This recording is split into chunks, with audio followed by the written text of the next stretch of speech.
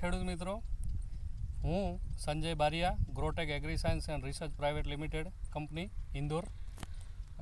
આજે આપણે એક મરચીનો પ્લોટ જોવા માટે આવ્યા છે. રાજકોટ જિલ્લાનું લોધિકા તાલુકો અને ચાપાબેડા ગામ.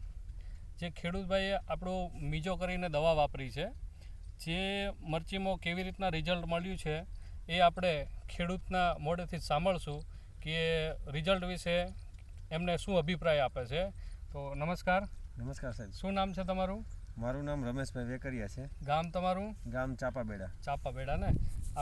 તમે આ મીજોનો છંટકાવ કેટલા વખત કર્યો છે? તમને રિઝલ્ટમાં કેવું લાગે છે? મીજોનો છંટકાવ પહેલો સેમ્પલ માટે આ 2 ચાહમાં કર્યા હતા આપણે, બેસણ બે બાજુમાં 2માં. બરાબર છે. અને 15 દિવસ પહેલાં કર્યો હતો.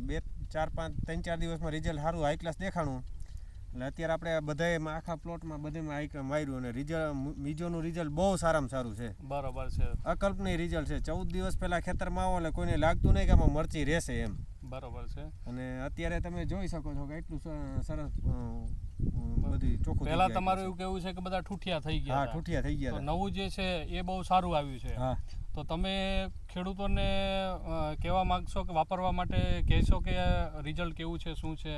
મીજો 100% વપરાય છે. અત્યારે કદાચ ગમે ઠૂઠા જેવી મરચી 14 દિવસ પહેલા મારા ખેતરમાં આવે એટલે બધા એવું કહેતા કે ભાઈ હવે આમાં મરચી કાઢીને ચણા વાવી દો. બરોબર. અને તમે કીધું કે આમાં એક ટ્રાય કરો. બરોબર. અને આ પહેલા રાઉન્ડ, આમાં 2 રાઉન્ડ થઈ ગયા છે.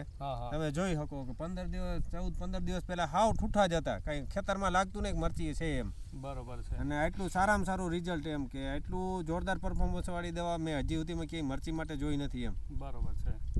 અને મીજોનું સારામાં સારું. અને મીજો હું તો અંગત આગ્રહ કરીને કહું છું કે મરચી વાવતા દરેક ખેડૂતો મીજોનો 1 રાઉન્ડ તો કરે જ એમ.